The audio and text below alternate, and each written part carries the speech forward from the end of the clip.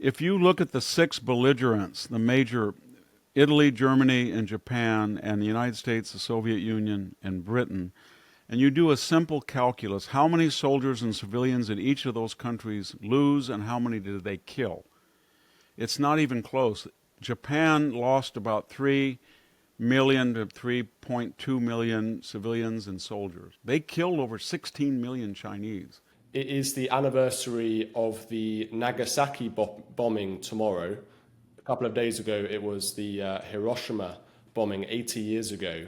This is obviously the first use of the nuclear weapons in whatever on the city.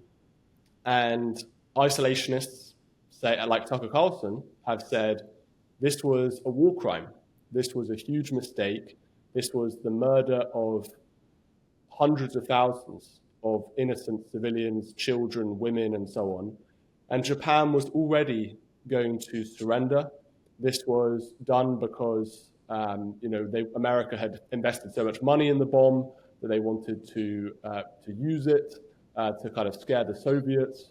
And it was a terrible war crime. I suspect that you disagree with that. Yeah, everything you related, and I'm a friend of Tucker, but he gets a lot of his ideas from this blogger, Daryl Cooper. And everything you said is demonstrably untrue, if you're quoting him. First of all,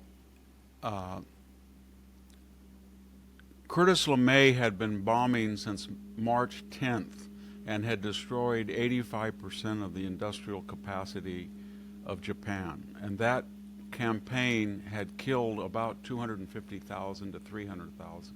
The two bombs, a lot of it is very hard to find out because it depends on what you call a fatality, whether 20 years later a person got leukemia.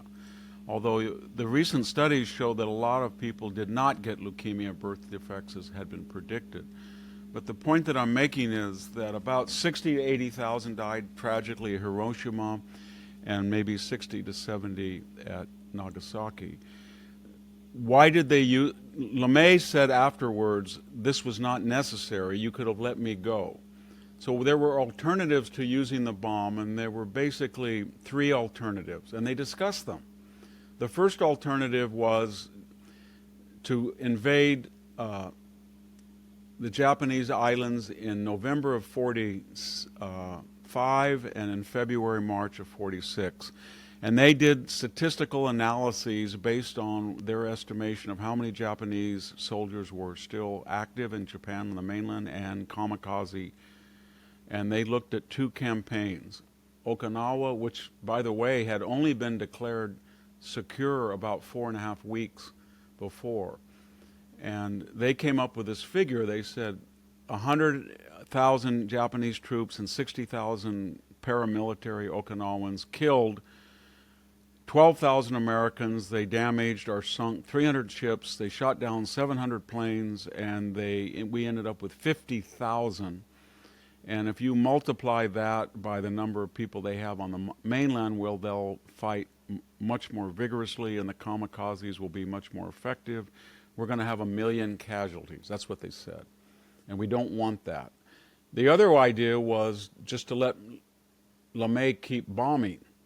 And many of the Japanese higher command said that this was the shock that put them over the edge, but it was the firebombing that made them come to the table. And the firebombing stopped most of the activity of the overseas expeditionary forces eventually, because they mined the harbors, they blew up most of their munitions plant.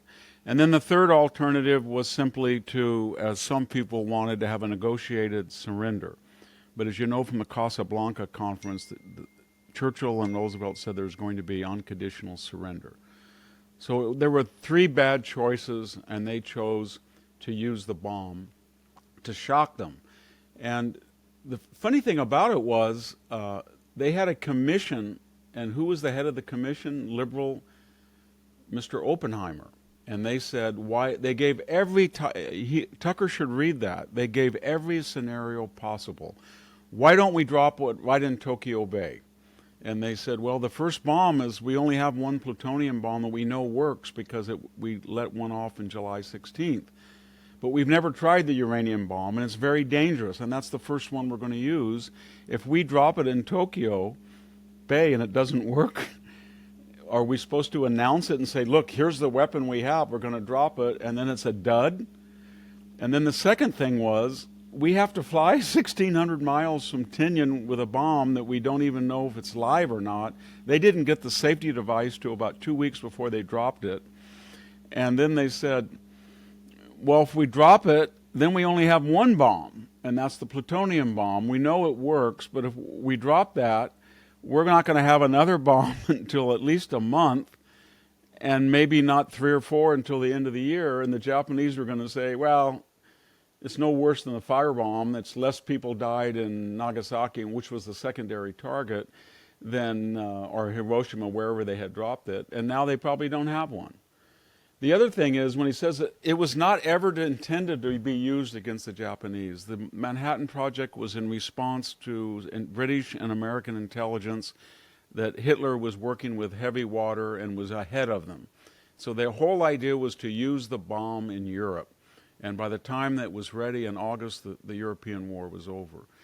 The other irony is, when we took Okinawa, we invaded April 1st. It was declared secure, I think, June 15th, but there were still people fighting in mid-July, remnants. We built these airways, and LeMay said, we have 2,000 B-29s that are flying 3 times a week from Tinian and Guam and Saipan, 1,600 miles up, 1,600 miles back, and they're only over the target for an hour. But we have Okinawa now, and it's only 800-900 miles from Tokyo, and we have another 2,000 B-29s, and the British said, oh, wait a minute.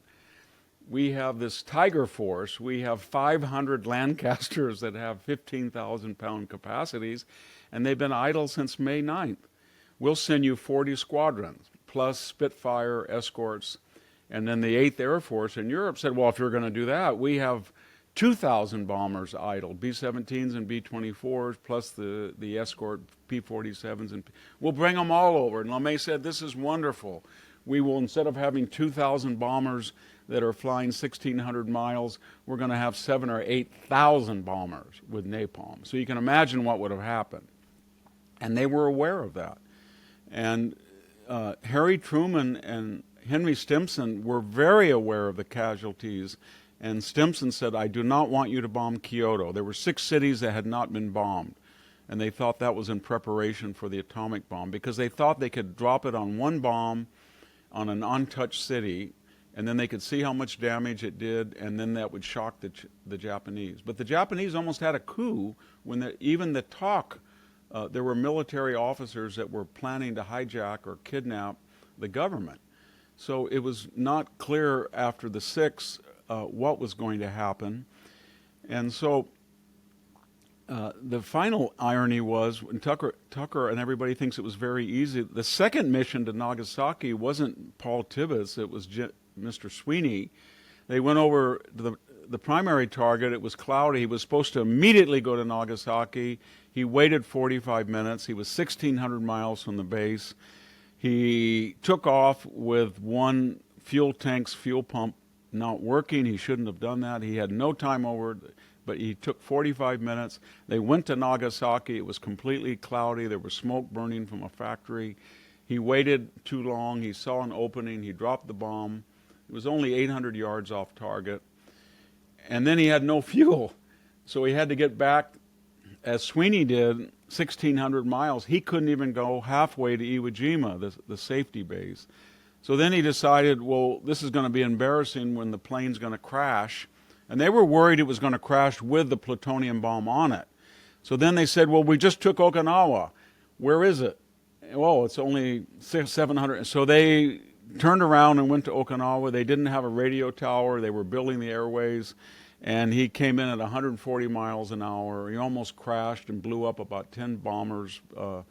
And then he ran out of gas on the runway.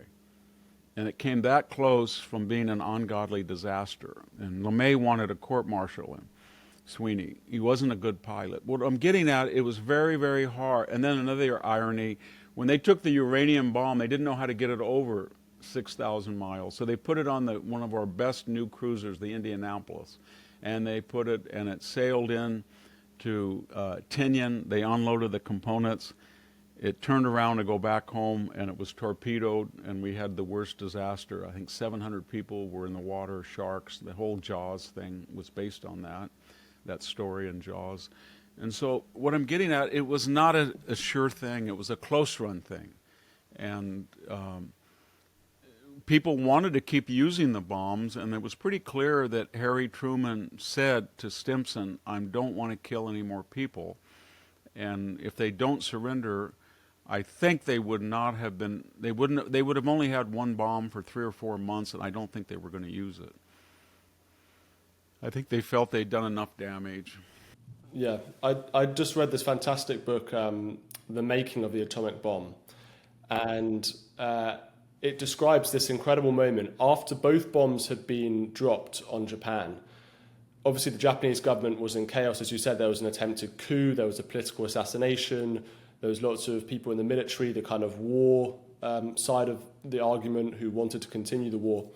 And the one Japanese commander who had innovated this kamikaze strikes onto American ships and so on, he burst into this government meeting and he said, we should sacrifice 20 million Japanese lives in kamikaze attacks to win the war. And one other argument that people like Tucker and others make, and I think I've seen Candace Owens make this argument specifically, is they dropped a bomb on Nagasaki, and she believes that that's not a coincidence because, of course, Nagasaki was the main Christian missionary base in Japan. There was more Christians, I believe Catholics, in Nagasaki than anywhere else in Japan. And the conspiracy goes, oh, we had to bomb that place because it was Christian. And I'll give you another thing to respond to. Another argument they make again is the Japanese didn't surrender because of the bombs. They surrendered because Stalin declared war on them and was invading Manchuria. And that was the real reason why the Japanese surrendered. Of course, and I've just read this in this book, that Stalin only declared war on Japan after the first bomb was dropped, and he felt that he had to quickly go in and get that kind of geopolitical win, for him, that kind of land in Manchuria. Anyway, maybe there's some things for you to respond to there. Yeah, going back to Nagasaki, as I said, it was a fluke that they ever bombed it. That was not what I think it was Korakura. That was the main target. They wanted to bomb it, and it was not. People in Nagasaki felt that they had been spared. And one of the ironies was they had written back to their relatives in the United States saying, why are we being spared? Is it because of you people that you're lobbying your government? That's demonstrably untrue, and it was an accident that Nagasaki got bombed. The other thing is, very quickly, when he talks about things like this, if you look at the 6 belligerents, the major Italy, Germany, and Japan, and the United States, the Soviet Union, and Britain, and you do a simple calculus, how many soldiers and civilians did each of those countries lose, and how many did they kill? It's not even close. Japan lost about 3 million to 3.2 million civilians and soldiers. They killed over 16 million Chinese, and they probably killed another 2 million in Southeast Asia, Burma, the Pacific.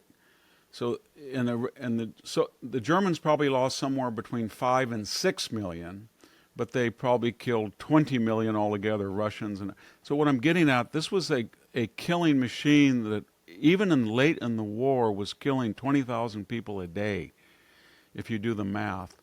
And more importantly, if you look at American and British casualties in the war, and you look at the period from July of 1944 to July of 1945, and they did, the planners of the bomb, that was the bloodiest and most costly 12 months of World War II, much more costly than 39, 40, 41, 42, 43. So in their way of thinking, we have decided on unconditional surrender, and that is a very different thing than World War I. To force somebody to quit is different than occupying their territory and destroying the regime, and that's costing us too many people, and it's gone on too long. So there was a lot of people that said Iwo Jima in February of 45 was an ungodly disaster. And Okinawa was worse, and Japan will be worse. And these people are killing. It's a killing machine. And I can tell you that a lot of people in the United States were not only happy they dropped the bomb. Paul Fusel's great essay, you know, "Thank God for the Atomic Bomb." He was ready to invade, the writer and essayist, to Japan. But they felt that in July, when the bomb was tested, the plutonium bomb on July, I guess, 16th, they knew that the bomb would probably work because it was clear that the plutonium bomb, unlike the uranium bomb, they thought the uranium thing was better science and it would probably work, but they weren't sure how to trigger it. It was too tricky. The plutonium bomb, they didn't know exactly if it would work as it did, but they were further along on a safe, deliverable bomb with it. But people said, why did we go to Okinawa? Why do we have to invade Okinawa and have the costliest battle of the war if you knew the bomb was almost ready to go? And I can tell you that as someone that grew up with a father who flew on a B-29 as a central fire control gunner on 40 missions to Tokyo, and his first cousin and adopted brother was in the 6th Marine Division and went into Okinawa and fought there from April 1st till when he was killed on May 19th. I can remember my Swedish grandfather telling me that they killed his son, the Marines, and they didn't need to do it because the 6th Marine Division was rendered, quote, combat ineffective or combat inoperative after Okinawa. Anybody who reads E.B. Sledge's With the Old Breed, the memoir of Okinawa, it was the most horrific battle of the Pacific that was fought. It was savage, it was brutal. And so a lot of Americans' idea was, we're just a bunch of kids out here in the Central Valley, we're farming, we're minding our own business, we're isolationists, and these two murderous regimes are fighting and killing people, and the Germans have been doing it from 1939, and the Japanese have been doing it from 1937 in the Manchurian War, and we don't want any part of it. And then they bomb Pearl Harbor, and then these kids go all the way over there, and they have no training at all. Their lives are disrupted. These two people I'm talking about were just farm kids that were first people in their family to go to college, and then they join the Marine Corps. One of them goes into the Army Air Force, transfers, the other go. And one gets killed, and I can tell you my dad was never the same after 40 missions. And he crash-landed twice in Iwo Jima, and of his 16 planes in the squadron, 14 of them crashed or shot down. And then what was he trying to do? He was trying to stop this madman killing machine. That's what the Japanese army was. So for Tucker and Candace, in the luxury of affluence and peace, it's very easy to go back and second guess. But at that time, people did not know how to stop these regimes. And they were brutal. And we know Germany was. But the irony was that one of the questions that came up, as you know, they didn't know whether to drop the bomb because there were somewhere between 30 and 40 B-29 crews that were in prison that had bailed out and were scheduled probably, when the bomb killed about 25 of them. But the other 8 or 10, the Japanese government lied after the war, and they said, we have no record. And the Americans said, well, they weren't even near the blast. And it turns out they had all been killed through biological experiments, and as in the Nazis. The Japanese did that systematically with Chinese and British and Americans POWs. And then they had about 7 that were injured, and what did they do with the 7 prisoners? They stuck them outside the hospital and let people come by and stone them to death. So it's a bitter time, and the revisionism, you know, if you look at the war, World War I, the British lost over 1.1 million dead and probably 500,000. World War II, they lost about 435,000. The United States lost about a little bit more, 460. But compared to the other, Germany and Russia, it was a magnificent effort by the Allies. I don't know how the British and the Americans did it, but they relied on air power and naval power and were able to defeat much more formidable enemies in 4 to 5 years with comparable losses to World War I, and it was amazing what they did, Churchill and Roosevelt. What's amazing is that your dad survived 40 missions I know it. flying B-29s. That is one of the most dangerous things you could possibly do It was. It in the was. Second World War. The casualty rate for bombers was incredibly high. So surviving 40 missions is a I asked miracle. him, I said, what were you most afraid of? And he said, the biggest problem is we had 20,000 pounds of napalm, 20,000 pounds. And the engines would overheat. And when we took off, we didn't have the RPMs to get over the cliff. And when we would fly off, we would see the skeletons of 300 to 400 B-29s below us that had blown up. They didn't have power to. And then they had to get up to 30,000 feet. And then they had to fly 9 hours with no GPS or anything in the dark. And then they had to get over Japan in the early hours. And they were there for 30. If they stayed more than 30 minutes, they were going to die because they would run out of gas. And they did that for about the first, 10 missions. And then they had Iwo Jima, so they could crash land there if they were out of gas or somebody was killed on the plane or wounded. And I said, well, didn't you get sinus infections? He said, I had this operation. So I asked him, I had this before he died. He said, yeah, they just gave us sulfa powder. We just kind of gargled it. We did it all the time because of the pressurization. And then LeMay said, this is not working. We're gonna have you go down at 6,000 feet like dive bombers, get on the jet trail, and you're going to drop napalm. And they thought that was crazy. But all of growing up, these B-29 crews would come by and visit our farm, and I remember my dad pointing at a very kind of unkept guy who was a junk dealer. And I said something at 8 or 9. I said, he looks funny, and my dad grabbed me by the neck, and he said, that man flew 40 missions and saved my life. He was the greatest pilot in the 20th Air Force. And then he volunteered and flew another 50 missions in Korea against jet fighters. You go apologize to her looking at him that way. So I did at 8. And they were an amazing group of people, just like, the British lost 45,000 people flying Lancasters, and especially the first generation before and the Americans lost 40,000 in the 8th Air Force. And the whole idea was to save the casualties of World War I. Don't fight a trench warfare. And it worked, but somebody paid the price for that. And it's very disturbing on this 80th anniversary to have all of these armchair experts that don't take the time to do much research, and then they start pontificating about how bad we are.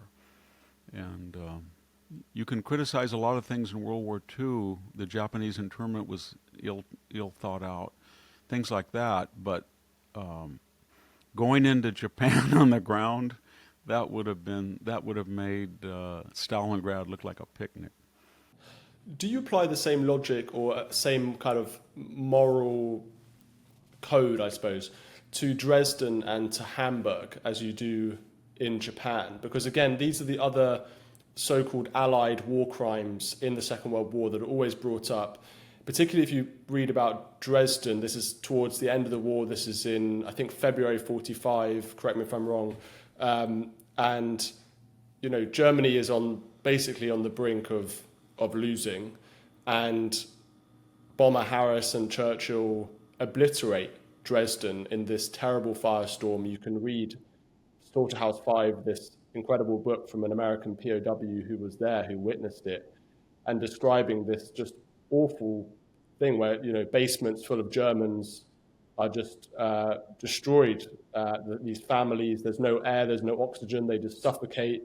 All their flesh, is sort of melted on the concrete and things like that. So it was this awful, awful situation. And the argument goes that it wasn't a military target. It was mostly, POWs, children, women. There weren't many factories there. I know there are arguments against that. So what do you make of Dresden, Hamburg, and the other kind of... Dresden is very different than Hamburg. Hamburg came in 43, and part of the problem was that the British had been trying to bomb from 39, at first they were dropping leaflets. 40, 41. Americans didn't get really over there till summer of 42, and they didn't know what they were doing. They were kind of arrogant. They said the B-17 is a flying fortress. And we were very moralistic. We said, we're going to be doing precision bombing. We don't need fighter escorts. It's a fortress plane. The British said, we tried it, daylight bombing. We tried formations.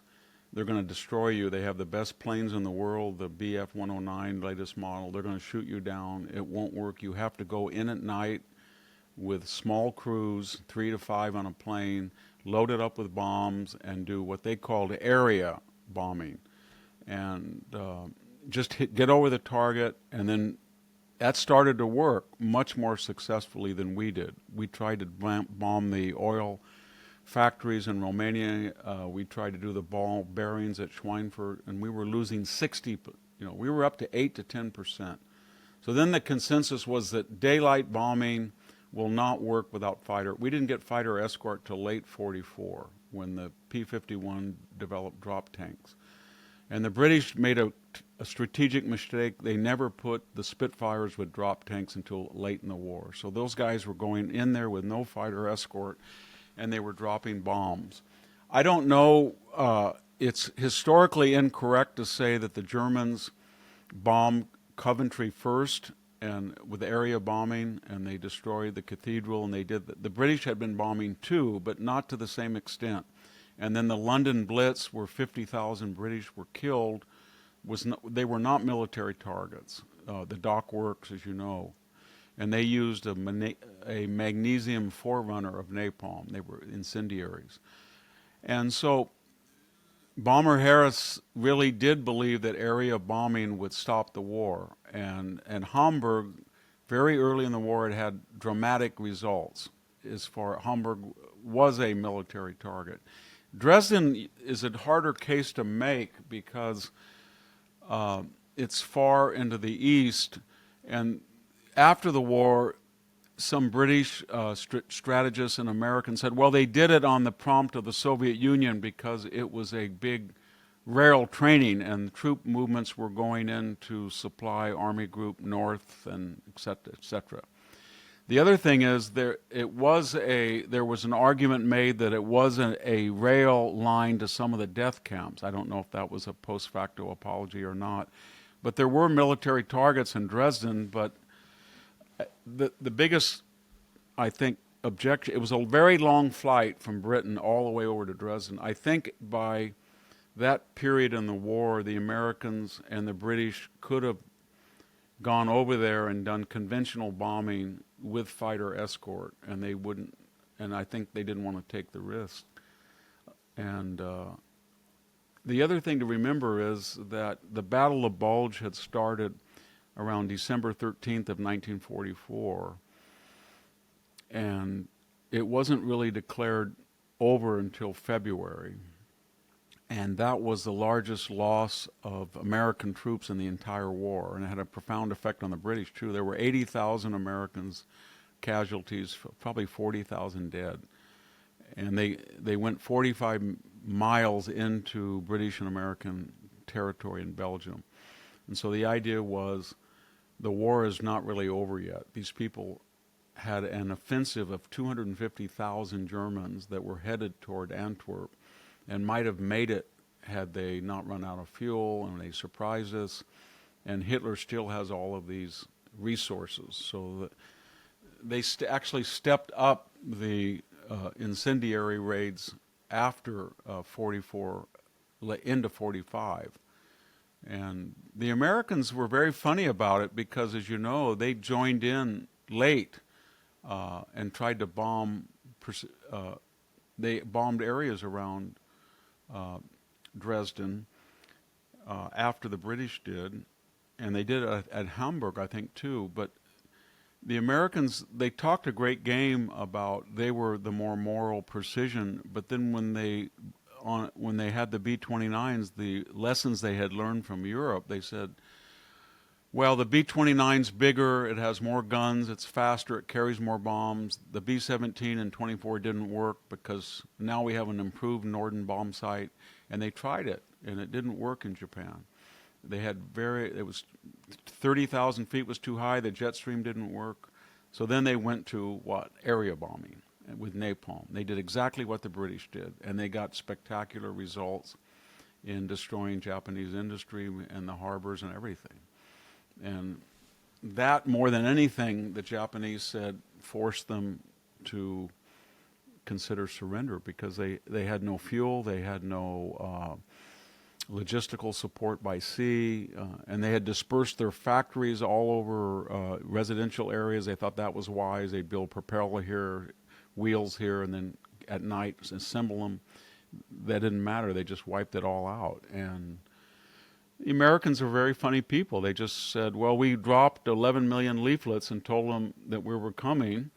And then people said, well, what do you expect them to do, in March and April, go up to the mountains? But they said, well, they started it, that was the attitude of that generation. They started it, we finished it. And Bomber Harris, as you know, was never given a order, never knighted or anything after the war. Is there statues of Bomber Harris in England? There are, yeah. There is a statue of him outside the Supreme Court, outside some of the courts in London, which is controversial. And there's a fantastic Bomber Command monument just near Buckingham Palace, which people can go and visit. Again, also controversial, but they did build these things. So there are some people who support him in Britain still. And I want to ask, just to put, he was very bitter, that famous thing that they had sowed the wind and they're going to reap the whirlwind speech.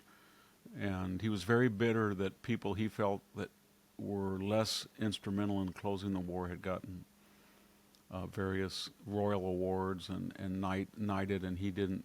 But Churchill was ambiguous. I think Churchill supported him, and then I think something about Dresden turned him off on Bomber Harris. Well, one thing Bomber Harris was incredibly loyal to his air crews, and he really stood up for them in a way that is very admirable. Whatever you want to say about him, I am interested as well about the Japanese, because in Japan today, there isn't much kind of war guilt in the same way that there is in Germany. Or at least there's a lot of ignorance around what the Japanese did in the Second World War and what happened in the Second World War.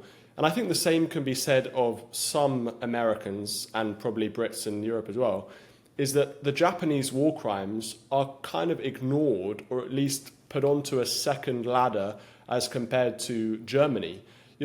Why do you think it is that so many people are ignorant or just want to move on from, I don't know, what the Japanese were doing, not only in China, which was obviously their worst geographical region in terms of, the rape of Nanking and all of these terrible massacres. I mean, that was by far numerically the worst area, but also what they were doing to, British, American POWs. This was terrible. And also the experiments. Why do we forget about this stuff? That's been widely discussed, and the main reason I think there's a consensus is there was a very different idea of using ground troops in combat on their home soil. In World War II, at the Casablanca, as early as 42 actually, Churchill and Roosevelt said, we're not going to have an armistice because the German armies surrendered in France and Belgium in 1918 on the 11th hour of the 11th day of the 11th month, and they said they had never been occupied, they had never been invaded, they were on the offensive, and they were stabbed in the back. That was the Hitlerian exegesis, and we're not going to do that anymore. So they fought bitterly. They crossed the Rhine in March of 1945, but they didn't. The war wasn't over till May 9th. So what I'm getting at, there was March, April. There was over 60 or 70 days of fighting in the streets of Germany, and then they had physical army troops on the ground. And the German people saw that they were completely humiliated, and they had been occupied, and they had given up on the ground. On the case of Japan, once they surrendered, I asked my father once, when did you land? He said, we landed the next week. And I said, well, what happened? He said, well, we had napalm, and we all had 45s, and we were going to land. They told us where we could land. We were ordered to land to show them that we were in control. But he said we flew around, and we were going to drop napalm if they shot at us. And then they jettisoned some of the stuff in the water, and they landed. And I said, what was it like? He said, they brought us sake. They brought flowers to us. And I said, was there any fighting? And he said, no. And then almost immediately, MacArthur took over. And the first thing MacArthur said was the emperor is not guilty. And that was a smart thing politically, but the emperor was guilty. He knew about everything. He knew about the crimes. He was culpable. They had this myth that people like Yamamoto were the good Japanese admiral and Tojo was the bad guy. Yamamoto said that if he was not able to attack Pearl Harbor, he would resign. He dreamed up the entire idea. And when everybody said, well, Yamamoto supposedly said he could raise havoc for 6 months, but he couldn't guarantee anything. Yes, he did say that, but not for the reason that the revisionists said. He didn't say it like, don't go to war. He said, I will raise havoc, and we better win the war quickly, and therefore I can do it, but you've got to give me a blank check, or I'm not going to do it. I'm going to resign. And so MacArthur came in, and there was, they did hang Hama, the Philippine Tiger of Malaysia. They hung most of the people that took Singapore or took the Philippines. Somebody shot Tojo. Typical Americans. They went in and did a very sophisticated operation on his intestines to get him back up, let him get back up, and then they hung him. And so they did have war crime trials, but I think it was something that MacArthur came in.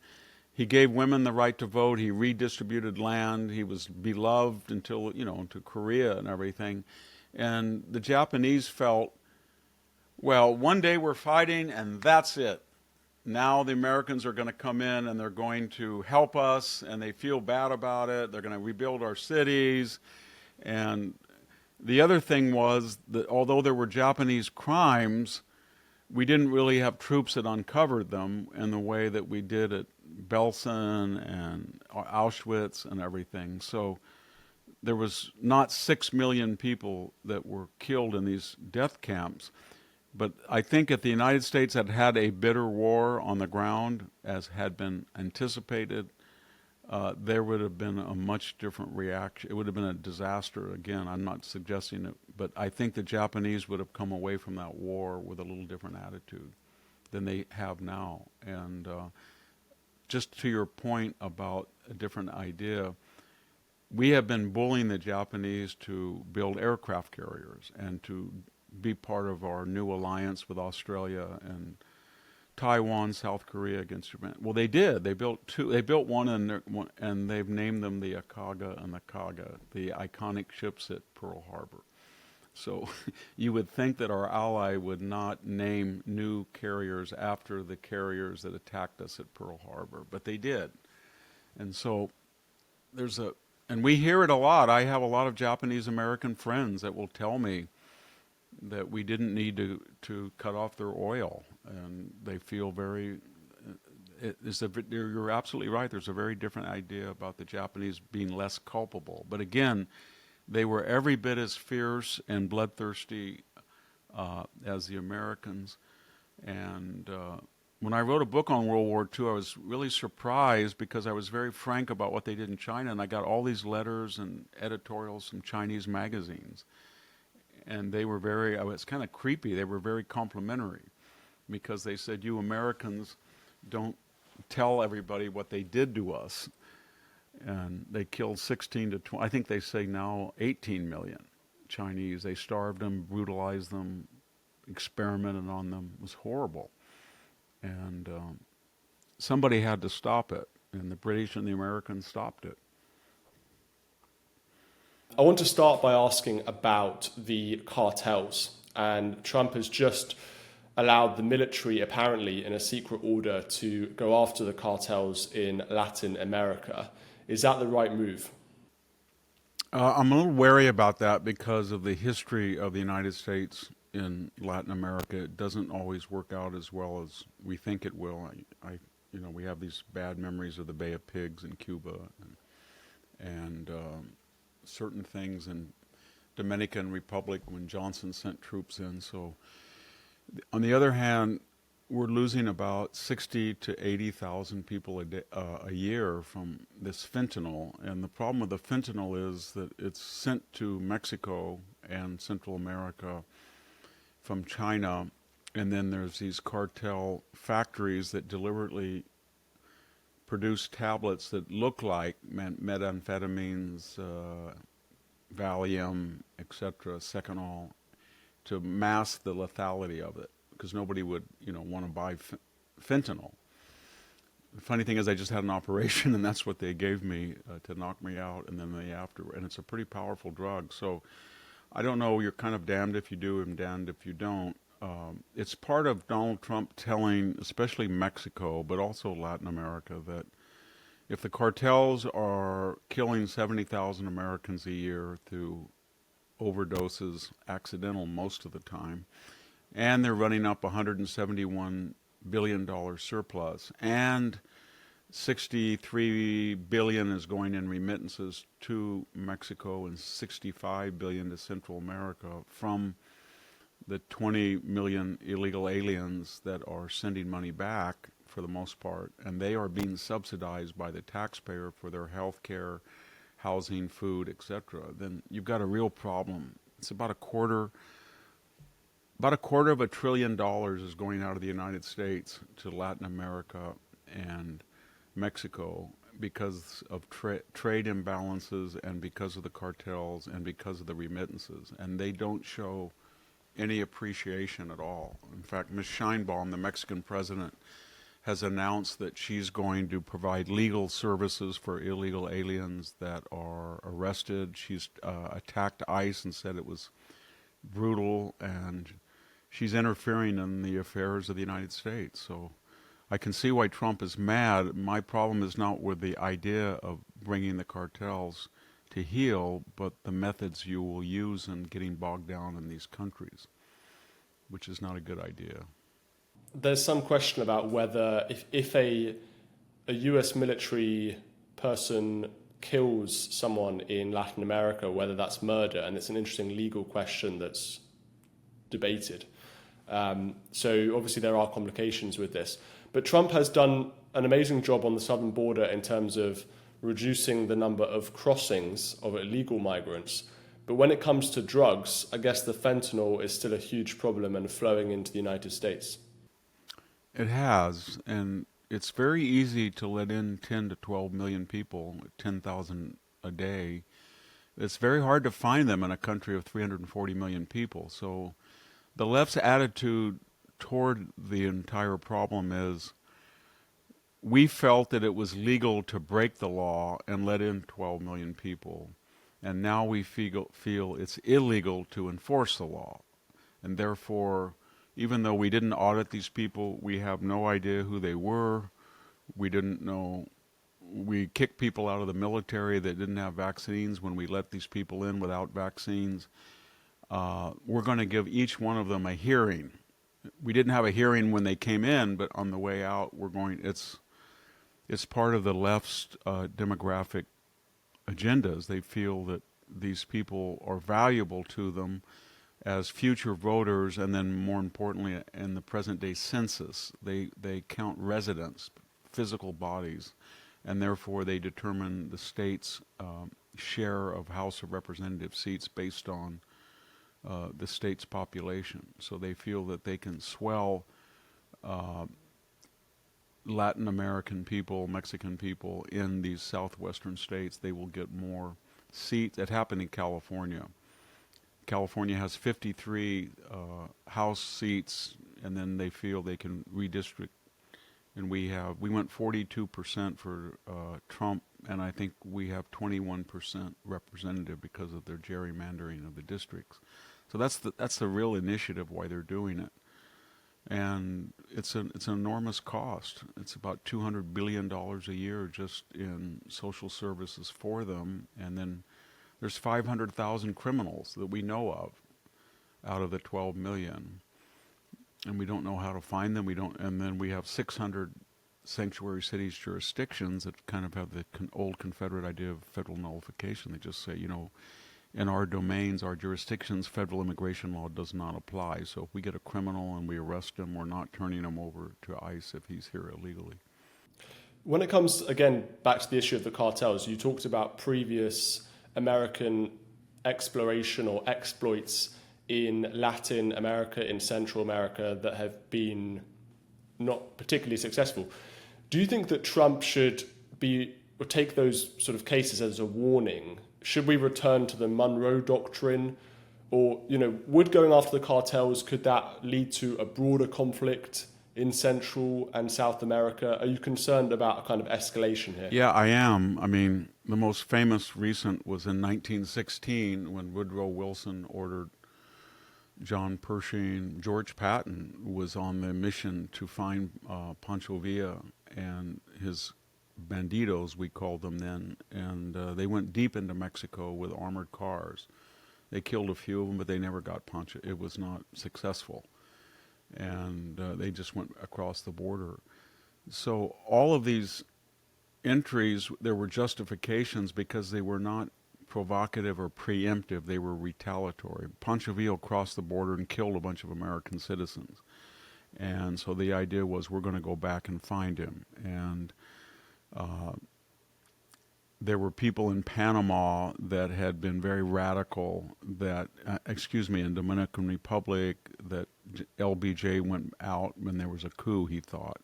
And we've had George Bush put, as you remember, H.W., the elder Bush, went after Mr. Noriega, and that was successful. He went into Panama, got him, and brought him back for drug dealing, and that was the last successful mission that I can think of. Ronald Reagan went into Grenada in the Caribbean.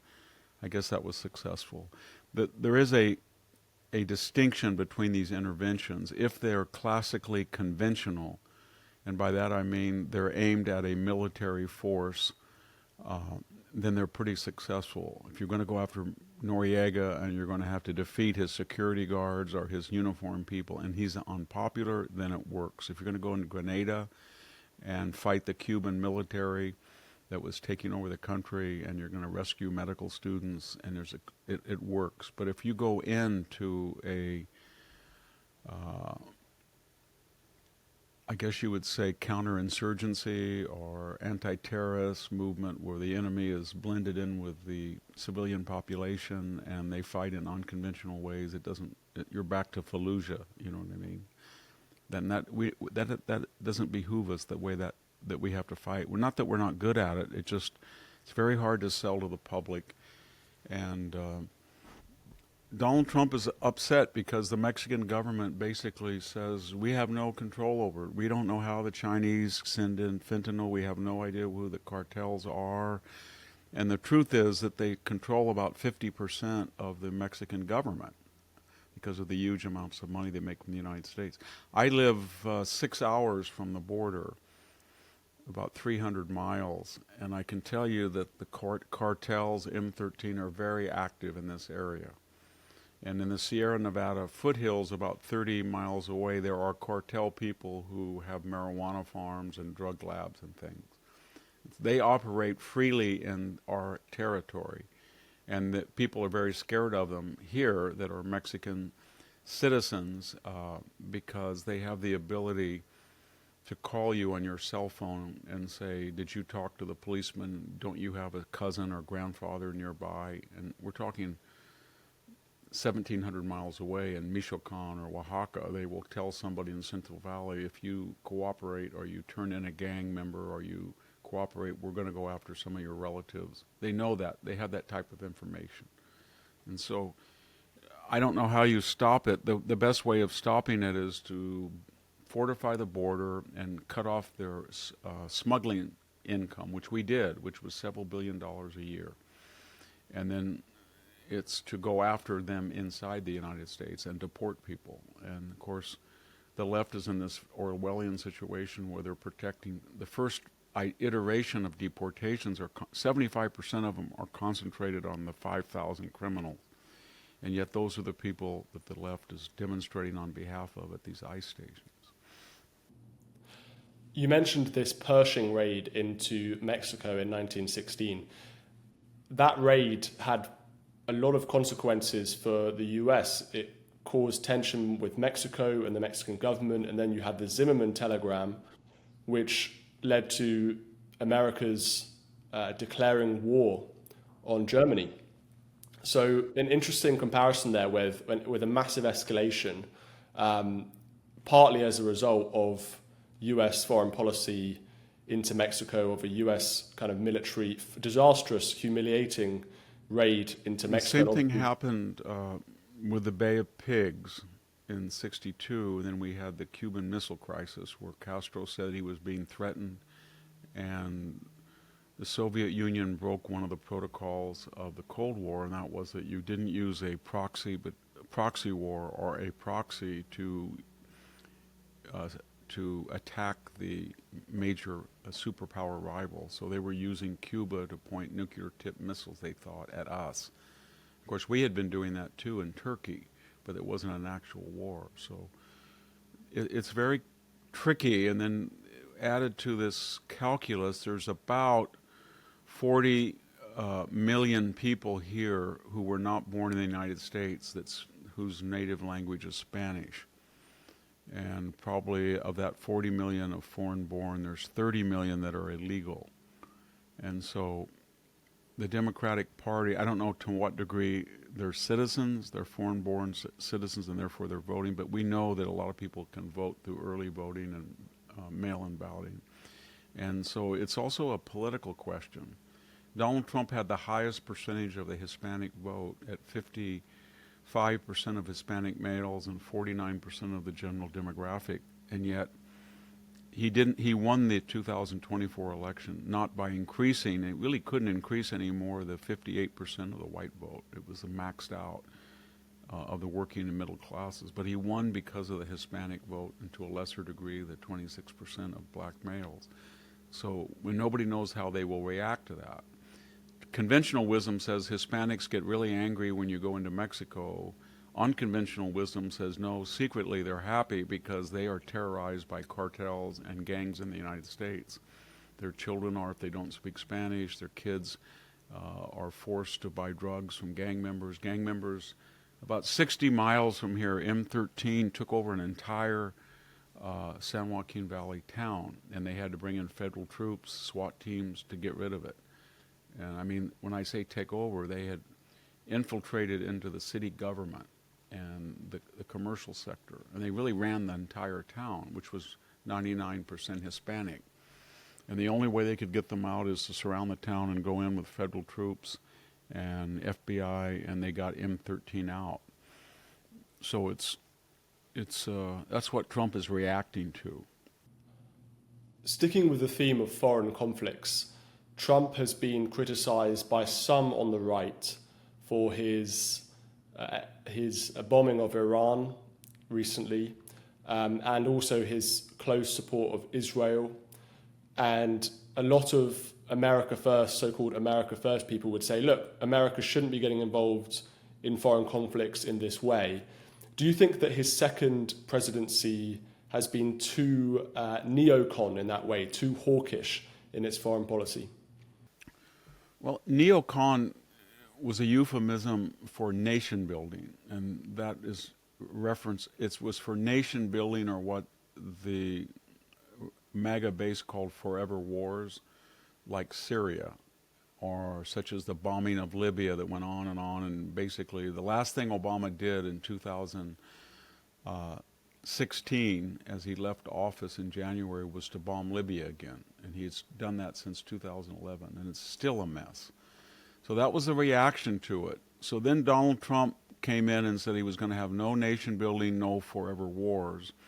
But he was never an isolationist like the MAGA base or neo. He was a Jacksonian. So he said that we had lost deterrence because of the way we pulled out of Afghanistan and the way that they had attacked or exposed installation in Syria, 130 installations, bases, some of them, and we didn't do anything. So he said, I'm going to do what I did in my first term, where he got rid of the Wagner group that attacked us in Syria. He got rid of Soleimani, the terrorist, the Iranian general terrorist, and then he got rid of Baghdadi. And there were no follow-ups to that. What was unusual about Donald Trump is when the Iranians contacted him after the death of Soleimani, they said, this is outrage. We need something. And he said, what do you need? And they said, we want to send some missiles at your base. Just get everybody in by 2 o'clock in the afternoon. That's what we did. So when he went into Iran, he was there in 35 minutes. And he didn't lose anybody. He got right back out. And then what was unusual, they did the same thing. They said, we we've been humiliated. We're going to send 7 or 8 rockets into your big base at Gutter. And would you please not respond to it? And Trump said, if you don't kill anybody and it's a performance art act and you don't damage, and they didn't kill anybody. The base was evacuated in advance. So what I'm getting, and then of course in typical Trumpian style, then he said, make Iran great again. The war is over. So every one of these interventions is not really a war. It's a restoration of deterrence. And if you look around the world, what he's doing with the Azerbaijanis and the Armenians, or the Congo and Rwanda, or what he did with India and Pakistan, and what he says about Ukraine. And believe me, he went politically as far as you could go in this country, chastising Ukraine as corrupt. They don't know what they're losing. And then he thought that his prior close relationship with Putin, and the fact that Putin had not left his borders during the 4 years of the first Trump administration, in contrast to the Bush administration, the Biden administration, the Obama administration.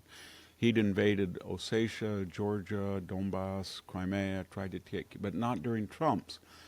So Trump then convinced himself when he came in that he fears me and he likes me, and he will cut a deal, as Trump said proverbially, on the first day of office. But what he didn't realize, he was giving up all leverage in negotiations.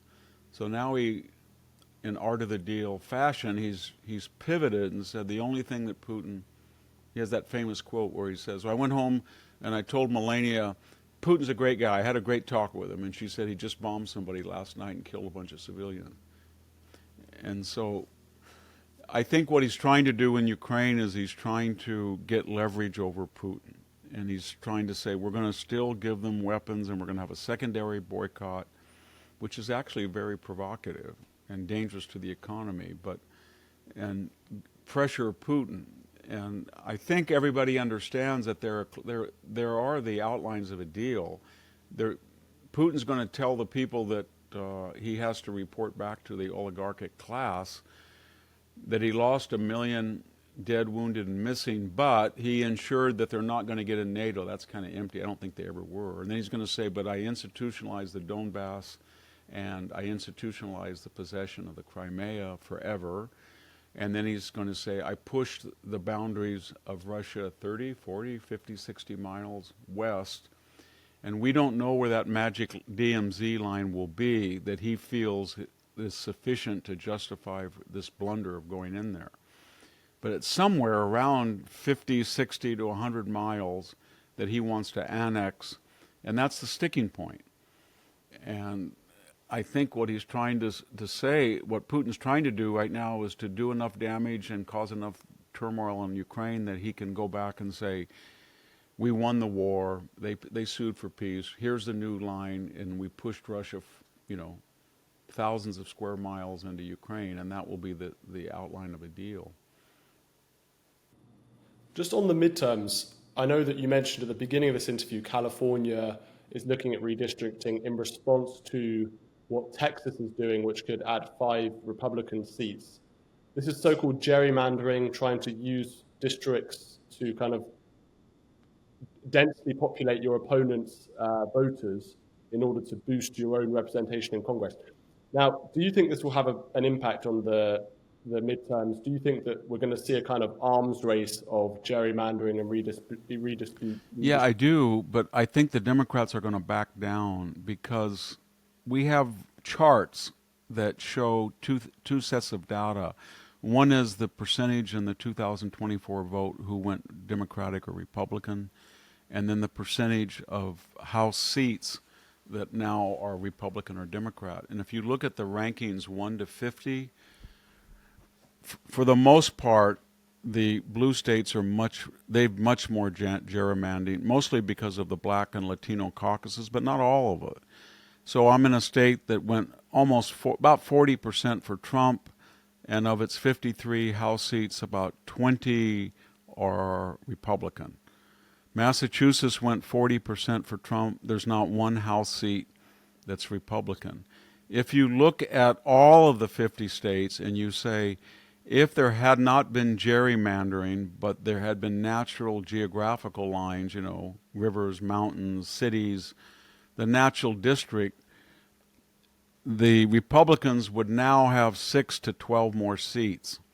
So what I'm getting at is they out gerrymandered the Republicans, and that's what prompted it. So the Republicans' attitude is, let's get it on. Because you say you're going to gerrymander, what are you going to do? In Illinois, it went 45% for Trump, and we only have 3 out of 20 seats. And so you've gerrymandered everything to the extent you can't squeeze out anymore. And we can, because we know what you did. And now the Democrats have shifted the argument from, oh, it's unfair to you that you're gerrymandering, to we're the protectors of gerrymandered racial districts. So we have a black caucus, and the Republicans say, yeah, you have a black caucus because they're all left. It's not black, it's just black people that are left wing. If they're black conservative, and we have some in Congress, they're not a member. So I don't think they want to have that fight. And here in California,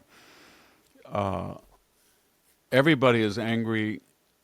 I'm 2 miles within 3 congressional seats. One is all of them are gerrymandered.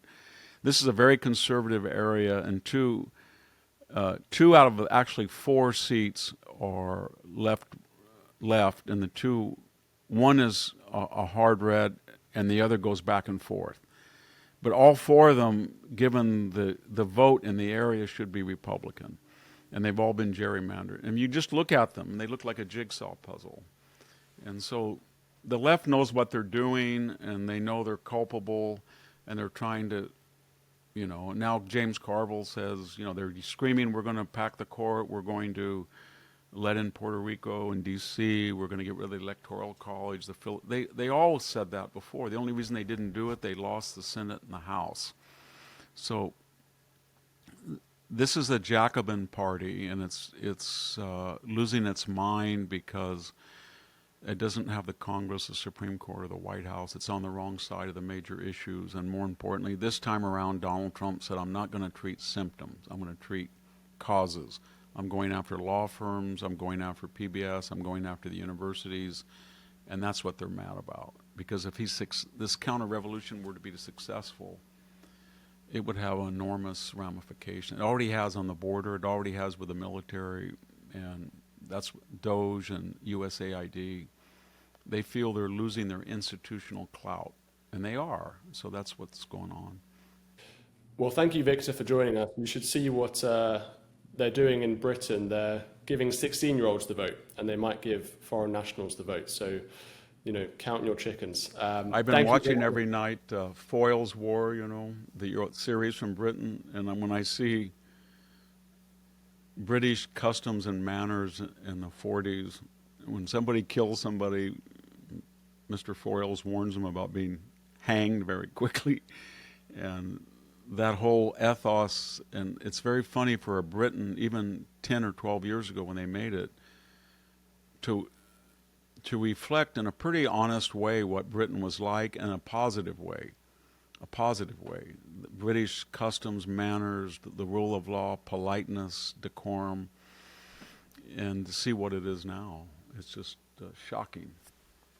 So why they would destroy one of the greatest traditions in history, I don't know. But it was a model of decency and law, and everybody looked up to it and aspired to be like the British, and now they've gone completely unhinged.